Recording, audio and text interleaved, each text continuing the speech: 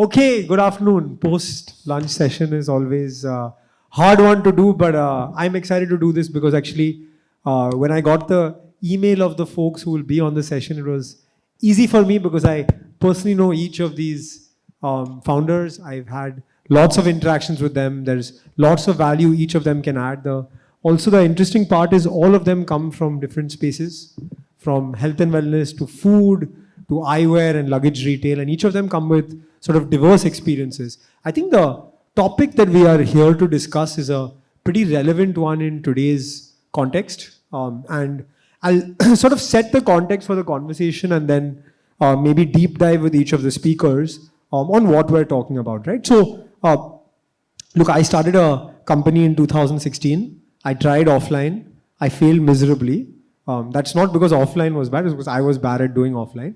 I pivoted to online in 2017, then I built an online-only, digital-only D2C brand, right? Fortunately for me, I exited the business in 2021, and so I didn't have to consider this omnichannel debate. But I remember sometime in mid-2021, I put a LinkedIn post saying, I buy everything online. Who buys anything offline? And obviously that post didn't age well because in early part of 2022 when offline opened, the reality set in and omnichannel became a reality, right? And so I think in the current sort of, if you look at retail in India, right? The number that e-commerce occupies still today is still, some people say 6, some people say 8%. And so 90+% of retail in India is still done offline. As we talk about our new age brands ecosystem, there is conversation about hitting a ceiling in the online business. And so each of us in our various ways needs to think of this omni-channel strategy where you straddle from online to offline. What's the right time to go offline if you're an online brand, if you're an offline brand? How do you actually manage the online space? How do you maintain price parity? How do you ensure that retailers across both channels are happy? How do you still do promotions on one channel while still keeping the other channel interested or engaged? So I think these are sort of existential questions that our industry faces, and it's very relevant to be doing it in a retail summit where we have stakeholders from both parts of our economy. So I think I'll with that context set, we're actually going to deep dive into each of the speakers' journeys while building their business, prior to building their business, on how really they view this world. And I'll start with Sudip Bhai. Sudip Bhai obviously has had a long journey in the luggage space, has built various brands, VIP, Samsonite, now building Uppercase. He's a veteran of this industry, and he's someone who obviously started his journey offline and then has had to enjoy some of the online space as well. So Sudip Bhai, when people talk about omni-channel today, you operated in a time when actually omni-channel was GT and MT, and there was very little online at that time. So maybe you can talk to us about really your last 10, 15 years experience and how you have seen retail move, how as someone who has started offline first, you are looking at the online space as well. Okay, thank you. Great to see a lot of people coming back. Well, to start with, I'm not that old, like, सिर्फ offline था, हमारा ज़माने में भी online हुआ करता था. But yes, you are right. Over the years, I've seen how offline has, there was a time when a lot of people said that it will be taken over by online, but I've also seen how offline has actually come back. Especially post-COVID, the way offline has come back is not funny. To start with, one thing I was very sure, and I must say, you run a business. You don't run a D2C or you don't run an online business or offline business. There are consumers buying from various channels. If you want to be profitable, you need to choose the channel that you want to be with. I have seen over the years that when I used to run large luggage organizations, being only offline didn't help. We had to add online definitely towards the end of 2018, 19, that's where online started picking up. And when I started, I was very clear from day one that I would start with online and then immediately get into offline. So I very clearly believe that you run businesses, you don't run online business or offline business. You will sell where it sells profitably. And I think that's an interesting point, right? As you think of the concept of D2C as well, I think D2C is moving more from a channel and a place where you sell your products to a way of thinking. And I view D2C now as sort of the way new age brands operate using agility. So Shivi, I wanted to sort of move the conversation to you as well. I think with ClearDekho, you're operating in parts of the country where actually online in a lot of cases has not penetrated, right? And so, in these places where maybe e-commerce has not penetrated, but social media has penetrated and research online is penetrated and Googling things are still penetrated. So as you think of your strategy going into deeper parts of India with your eyewear business, how do you think about this mix of channel? I think omnichannel is very, very relevant, Arjun, as we are servicing new age consumers, because consumers are very much educated now. Brands have already done their bit at the top level, so people know how to choose the best product. So they need an omnichannel present brand, so that transparency in terms of service, in terms of price, product is there for the consumers. We are in villages as well. So we are one brand in opticals which has started looking at very, very small parts of India. I think online presence is there. So I would not say that online presence is still limited. It has grown really wide. Thanks to short video content, I think they have disrupted the industry better rather than e-commerce. So e-commerce is maybe a second player, but first player is short video content. So people are online. People judge your product and your service with both the channels and how you are consistent in terms of delivery. But I think offline is very, very important, because for our simple product category, we need touch and feel experience. And primarily for eye testing services, you need an offline play. So I think that's where this is a very good value add for our industry. But I think for smaller towns as well, very small towns, you need an omnichannel play. That is very clear. You said an interesting thing, right, which I was alluding to as well, and I asked you the question. E-commerce may not have penetrated, but short video content has penetrated, aspiration has penetrated, social media has penetrated, using Google to research has penetrated as well. So maybe you can help us with some sort of consumer stories as well of how a consumer may be picking up something offline, but what are they using as online mechanism before they come and actually buy a pair of glasses or lenses or accessories? So what we have realized is, मतलब छोटे towns में ना, obviously Bollywood, cricket are the most aspiring way of categorizing your, मतलब पहले वो Bollywood celebrity को देखेंगे कोई भी product use करते हुए, या फिर cricketer को देखेंगे, and then they start demanding it accordingly as per the fashion needs. But what we have started realizing that small influencers are very, very critical. So हमारी अप्रोच थोड़ी सी डिफरेंट है. हम लोग दो चैनल को एक साथ टारगेट करते हैं. One, in terms of reels, we try to pick it up influencers. So for example, this is a late development in last 1-2 years. We do like 10 reels every day across India.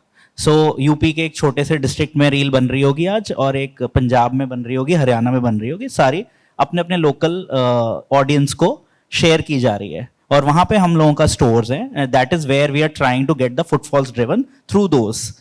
And we are giving obviously some gratification to everyone. That is one. Second, we keep doing camps. So I'm very clear on this part, because I have been an iCamp person for almost a decade now. So we have tied up with everyone. You talk about CISF, BSF, ITBP, Indian Oil, ONGC. You talk about Ambuja Cement, Shree Cement. So जितने भी आपके mass employers हैं India में, उनके जितने भी family members हैं, उनको टारगेट करने के लिए I think I camps is best. One experiment we did was very successful. We did camps with gurdwaras and temples. So जो भी लोकल टेम्पल होगा ना, आप वहाँ पे कैंप कर दो, आप ऑटोमेटिकली ब्रांड बन जाओगे. Marketing is free, you don't have to invest. I think innovative ways to really use omni-channel marketing to engage with consumers.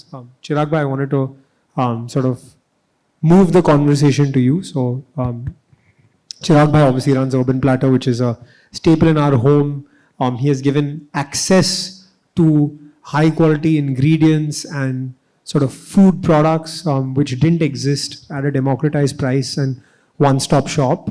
I remember like few people, few urban platter people who really liked food, really loved cooking, and then in COVID everybody knew urban platter and it became like a rage, right, and a sensation. And then the brand has obviously taken its own trajectory since then. And I know we've discussed recently that you have just started a offline foray as well, and started some stores and pop-ups, right? So, but I also know that prior to doing the offline stores as well, there were some interesting engagements that you did with hotels where you sort of engaged with chefs and taught them or educated them on how to use the products. So talk to us about your journey using the power of digital, but then also now going offline, getting consumers to try the product physically as well. Sure. So thanks for your kind words. I honestly started Urban Platter as a business. Essentially we started a food trading business, and from there in 2015, and from there we pivoted to a private label business at Urban Platter. And as Arjun rightfully said, our goal was to sort of make high quality, consistently available gourmet ingredients at a very consistent experience, consistent price, essentially in a way democratizing them in the process. And that's what we've been doing. Ours has been a very, I would say, interesting journey because we were absolutely digital first. And from there we started organically kind of spreading our wings across both offline, HoReCa, and as well as consumer-facing retail. One thing that worked in our favor was incredible goodwill of doing business online. Specifically on a marketplace like an Amazon or whatever, where you do business, there's a lot of consumer feedback that you end up getting, a lot of goodwill and credibility got built.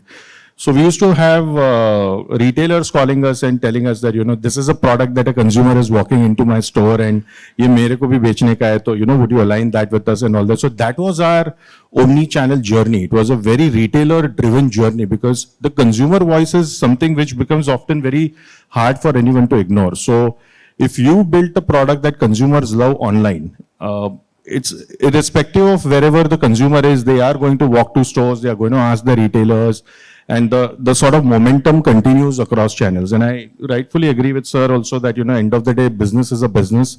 Fulfillment doesn't matter. I mean, it's online or offline. I think I would agree that consumers are the same across channels. But I specifically like to break any business journey into 3 Ds, which is discovery, diligence, and delivery. So for us, omni-channel presence or omni-channel foray helps us into complementing the 3 Ds better, So for instance, we sell a lot of gourmet products. So discovery can happen both online as well as offline. For online, it's more social or sort of search or intent-driven discovery. For offline, it is more touch, feel, and recommendation-driven discovery, And both cannot be substituted for each other. Diligence is a stage where a consumer wants a product, but essentially is in a dilemma whether he should buy your brand or some other brand. And that diligence primarily happens either due to some influence, either due to some recommendation by a retailer, or just due to self-research, or any kind of data that you provide that, look, my brand or my product is superior than competition, So both in its own ways, online and offline, do their own bits to complement. And the last bit is delivery, wherein, online you have to genuinely deliver a product to the consumer. And in that you can personalize it also. You can offer them a value add or a certain a unique experience or a coupon code or anything just to have them back. But offline delivery is specifically just a retailer or even handing it over to the consumer. So, I mean, in all the aspects we've seen, both the channels complement each other. For us, I would definitely say it was relatively easier to crack the offline bit because of the credibility that we had built online and the very fact that consumers loved our products and asked for them to the retailers. But again, running a retail business offline is more about building relationships, understanding consumers, interacting with them. Also, interesting thing, one of the things that we are able to do to the consumers is also explain to them how to pronounce the products or make them try the products or sample them offline. So in a way, it kind of completes the full circle for us as a brand. I think both very critical, both complementing each other. As a consumer packaged goods business, we leverage both of them to our advantage. And definitely, a well-balanced approach in both aspects certainly can lead to magical things, which is what we are aspiring for. And can I ask you one follow-up question? I think lots of consumer brands who are online and have built presence online and get very well known online are now actively considering the EBO model, right? Whether it's through a store or a kiosk or a pop-up. And I see Anvi nodding because at some point you are also going to be thinking about this, right? You have forayed into this very recently, but there's a different rhythm in running these kind of stores. There's a different way to run these stores. You have to be merchandised. You have to have separate BTL marketing to drive traffic to these stores. Your overall brand helps, but the catchment also has to be marketed to. You have to ensure the staff is sort of well trained in the store. That experience needs to trickle down, which in a online business, I mean, your website is your website. You can keep improving UI, but it's closer to your control. So can you talk about this part of the business as well? Absolutely. I think online is all about you populating data and delivering to the consumer and then leaving the diligence bit to the consumer. And offline is all about human interaction, personalization, sensory experiences. Even, in fact, we did have to extensively train our team to interact with the consumer, talk to them in a language that they understand. And offline consumer behavior completely changes. That's for sure. I don't know if a lot of people probably would agree or disagree with me, but what we've experienced is offline consumer behavior, the pattern, the decision-making process is very different than typically what we see online. One key stat that we've seen is that hands down in my business, in food business, the lady is a decision maker. So, we may want to target as much as our content or strategy to a male-driven mindset. End of the day, the lady is the one who's making the decision. So, those are the small things and tweaks that we learned over a period of time. And I think one interesting thing that I see globally and probably is also catching up in India is live shopping, which sort of bridges the divide between both online and offline. And I think it sort of is a very critical thing. One key element over here in both aspects is as and when you can add personalization and human interaction element to any of the consumer's journey to interact with a brand and product, it is going to lead to better conversions. So have a human touch across the channel, and definitely, I mean, be it online or offline, when you talk to the consumer directly in a language that they understand and can relate to, they will have better confidence in interacting with you and they'll reciprocate better to you, is what we've learned. I think very important point on the decision maker, and sometimes you get the decision maker wrong or you think of the decision maker wrong as well, right? Like I remember we had launched a Chyawanprash toffee at Dr. Vaidya's and we were trying to make the marketing very kid focused. But the reality is the mom was the decision maker, right? And so the benefits of the product had to be communicated to the mom rather than all this sort of kiddie packaging that we used. Anvi, I wanted to sort of move the conversation to you now. I think you occupy an interesting position here of obviously being a brand, but also being a brand that retails so many other brands as well, right? So I have two questions. The first question is, as a retailer who has various other brands, you get a lot of this feedback from brand founders as well. You get a lot of information from brand founders across the board, right? And so you are at sort of, at least in the health and wellness space, at the epicenter of understanding where these brands are going, right? And so the first question I wanted to ask you was, how do you see specifically in health and wellness the importance of offline, if any? Because there are businesses that have built large scale without using offline as well. And the second thing is, as a retailer with other brands, right? Where does this offline play look for you? Would it be through pop-ups? Would it be eventually through stores? Would you eventually take your private label, which is a sort of margin driver for you, to other stores, etc.? Thank you for the question. So a couple of things, right? I think I do see we currently have about, I think 350 brands. I see about 10,000 different SKUs in the health and wellness space. And it's it's very, very interesting, this category, right? Because I think, as Chirag rightly said, online is typically search heavy or intent heavy. And we're today still not in a world where consumers are going to stroll into a mall and be like, let's go shopping for health supplements. Like, that's what I want to do for the next half an hour, right? They're going to stroll into a shop that sells food. They're going to stroll into a shop that sells clothes and shoes. But I think health is still a while away, and therefore it's a very sort of intricate category in that sense. So, I mean, talking about a number that you mentioned in terms of online penetration. So you're right, it's about, if you were to look at e-commerce overall, you're at about 8% in India. Whey protein alone, e-commerce penetration is at 50% in India, right? Because one, you don't want to lug around a 5 kilo box of protein and take it home. You'd most likely do it online. And so I would say that there is a place and time for offline in the health world.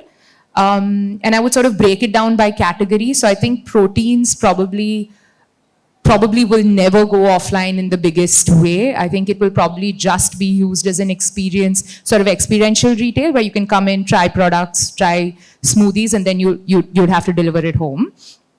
I think for offline, the big plays is in the herbal space, in the Ayurveda space, where by default, Indians already have a high sort of pull for those kind of categories, and they are sort of more likely to go in. They're less averse to trying something which is natural.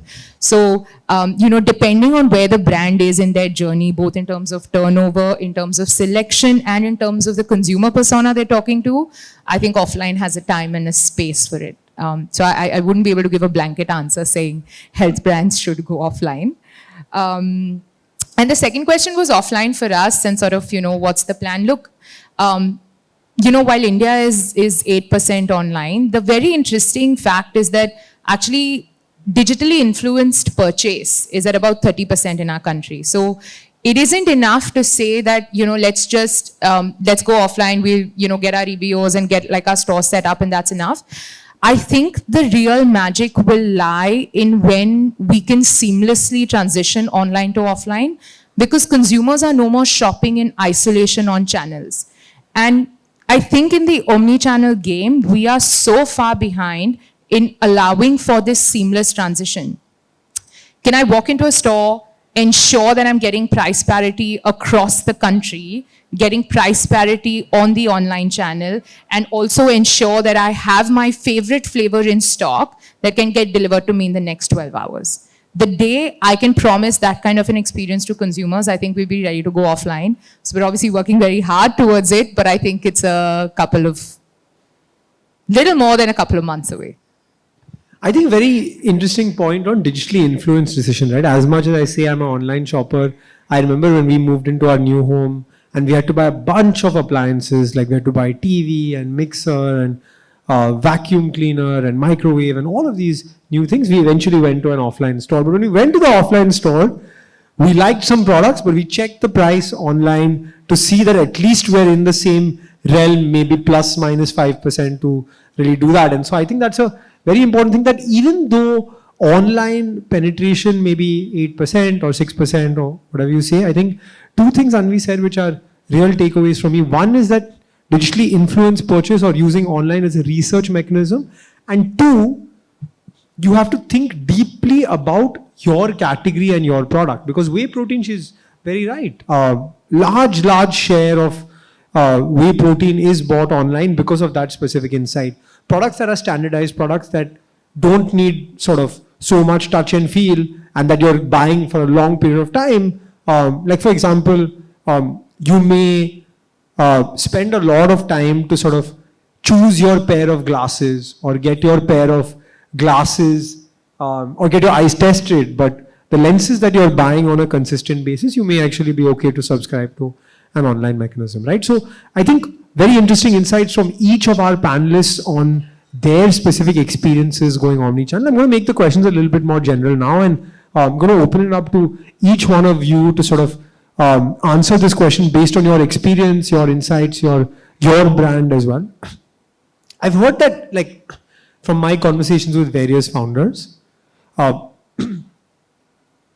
there is a right time to straddle between channels, right? And so from our experience as well, if I talk about our experience, we started on our website, took 2 years on our website, established some product market fit, then moved to marketplaces. Didn't get to offline until we sold the business. Now Dr. Vaidya is available offline. But how does one think about this right time? Is there a right time? Should one start with all channels at one time? Is there a counter you've seen in your experience? But I'm opening it up to all of you and whoever wants to go first. Because I think founders keep asking this question, right? Okay, I've reached 20 lakhs a month now. Should I go into modern trade? Should I start with GT? Is distribution even relevant? Right? And I think each of these things comes with cost, comes with bandwidth issues, comes with inventory and all of these things, right? So what are these considerations that you think of or that founders should think of as they are straddling between channels? Should I take it? Yeah. Go ahead. So when we started, so I come from a background where I've seen a small startup become a unicorn, Wobby, especially in US, where online channel is seriously big time as compared to India, and online penetration is much bigger in terms of consumption and transaction. So I think these are both very different channels in terms of business. You need a lot of money in terms of offline. If you go haywire, you will not be able to sustain a lot of mistakes in offline, because there's a lot of overhead cost which is already incurring, and then if you do mistakes, you will have to shut stores, you have to shift your things here and there. But I think online is little convenient in terms of experimentation. We started with online first. We wanted to just test the waters, that whether consumers maybe we are right hitting the right target market or not. So I think from PMF perspective, if anyone wants to enter omnichannel, offline can be a second preference as compared to online. So, but yes, you need to burn your fingers before you can master any trade. So I think offline also you need to burn your fingers before your offline is sorted. And that has happened with us. We have committed a lot of mistakes in offline, wherein we have evolved over the period of time, and now we can at least be comfortable that where we should open here and we should not open here. This should be basic OPEX structure in terms of making business profitable on unit economics level. I think that is my learning. I think Anvi said was actually quite. You can't really say, 3 months down the line, 1 year down the line. Each business is different. Each category is different. Also, I'll give you an example. I went offline really fast because I knew offline. So the experience of the founder also plays a very important role. So you can't really say, you should do it after 2 years, 3 years. It all depends on the category that you're operating, where it sells. Like I said, your customer is comfortable picking up. But one thing is for sure, please don't get into a channel before you have your backend ready. Yeah, because it's very easy to get into a channel, but very difficult to keep servicing. And once you are unable to service the channel, you end up getting a very bad name, which takes a lot of time to, wipe and start again. So no matter what you do, please ensure that your backend is ready before you get into a channel. I'll give you an example. We are planning to launch a channel 1.5 years from now, and we started the work now, because it will take that much time for us to get into that channel. So be prepared to what you want to do. Just don't do it because everybody else is doing it.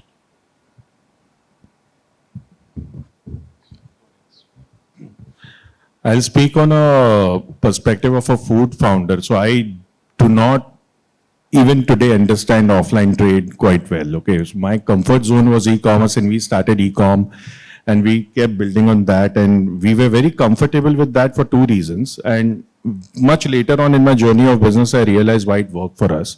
Firstly, when you are selling online, it is a central distribution that is sort of delivering across India. Vis-a-vis, if you want to build an offline business, it has to be very localized. That comes at a cost, that comes at a lot of bandwidth, that comes at a lot of understanding that is prerequisite to dealing with your offline partners, okay? For us, a centralized distribution worked very well since we were in a very experimental business in our early stages. And I think when you start doing business offline, your target of communication becomes your buyer, which is a retailer. And when you're typically selling online, it is the consumer who is buying from you. So the feedback you're going to get from the consumer to optimize your product, to build a perfect product market fit is going to be much, much valuable than probably the retailers. I'm not saying that a retailer will not necessarily give you the right feedback, but remember that they're a trading partner and not necessarily a consumer. Consumer-led feedback is very critical to build a solid product that consumers love. That's my 2 cents. And we started going offline when, we had retailers actually calling us, actually talking to us that we would love to sell your brand. So it was relatively a very seamless integration, a seamless journey for us. We were available in literally every modern trade chain of India with minimal friction, minimal sort of negotiation on the table, very straightforward, because we have a very stable product market fit and a very consumer driven product strategy in place. So once you have clarity on your consumer product strategy, your product market fit has been established. I think probably getting started online, talking to the consumers, selling to them directly, taking their feedback, perfecting your product, and then sort of having it spread across different channels with, as Sir said, right preparations in place, being ready for every channel in its own capacity, having a supply chains in place is very critical. As a brand, I would definitely say that don't be in a rush to be everywhere. It doesn't make sense, Focus on getting one thing right. Everything else eventually falls into place one by one. So that's my take on it. So I think I wanted to do one last question before we give you guys a chance to ask the amazing speakers your questions as well. So look, I think as we peer forward, each of you obviously have your own views and you have shared your own views on Omnichannel. Very quickly, like one thing each of us want to see in Omnichannel, in seamlessness in commerce, in improvement in consumer experience in the next year, 2 years, 3 years, 5 years, as you see it. But one thing you would like to see in our industry, in overall retail, that would make consumer experience beautiful. Anvi had some ideas, so maybe you can go first. I do. I have a lot of ideas because I've been a 100% online shopper for the last 10 years of my life. Primarily because I'm still seeking the magic in the seamlessness of Omnichannel. But yeah, I think the one thing that, I feel that if we were able to, communicate better with consumers, both the availabilities and the price points of the same assortment across all of the stores that existed, I think it would be just 100 times more seamless than having to, walk into a store, find out like your favorite pick is in there, or find out that it's far more expensive. I've myself, and I exactly what Arjun said, I've stood in stores and shopped online and gotten it delivered home because I didn't want to carry it for whatever reason. I was traveling or I didn't have any space, so on and so forth. So I think if we were able to give the convenience of online with the experience of offline in the same setting, then magic would happen.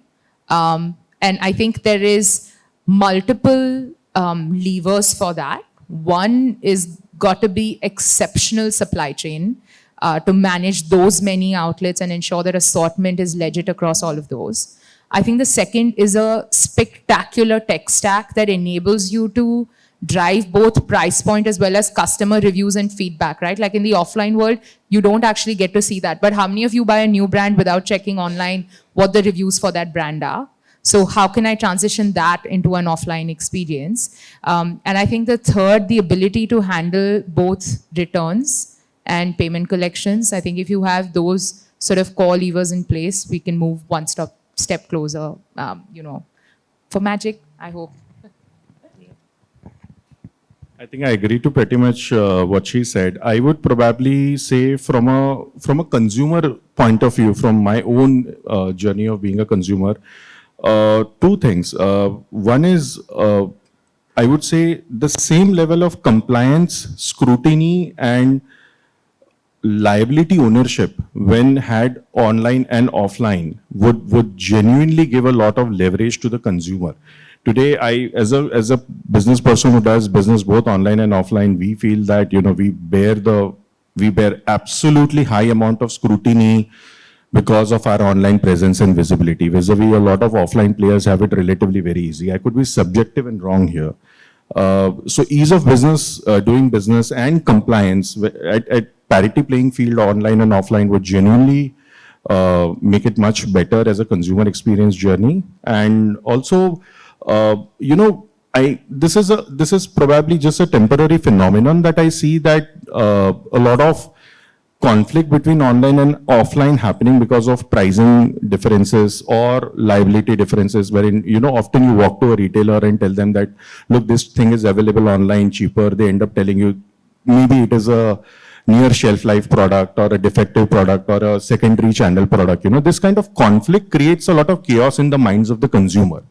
So probably a consumer facing policy wherein every online and offline retailer has some limitation about what they can do, what they can't do, or maybe a better educated consumer paradigm in place wherein they genuinely know how each channel works, would sort of simplify it for me and be a wonderful 360-degree omni-channel experience. I think what Anvi said is 100% true. We have always suffered issues with assortments. And offline is so confusing for consumers कि consumer आता है 10 चश्मे select करता है, उसके बाद यही समझ में नहीं आता कि कौन सा लेना है. वो 10 चश्मे पड़े होते हैं, फिर वो कहता है ये भी अच्छा लग रहा है, ये भी अच्छा लग रहा है, ये भी अच्छा लग रहा है. फिर वो अपनी वाइफ से पूछता है, अपने फैमिली से पूछता है, और वो कहते हैं लग तो दोनों ही अच्छे लग रहे हैं, आप दोनों ही ले लो. So I think there is confusion. It has to streamline, and fast checkout नहीं है, slow checkout है as compared to online. So there's multiple touch points.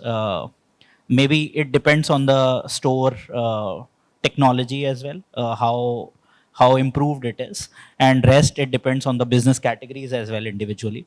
Ours is a little complicated because we have multiple products to be sold to ultimately sell one pair of eyeglasses. So I think that confusion has to go off from a consumer point of view, and then you will see wonders in terms of omnichannel.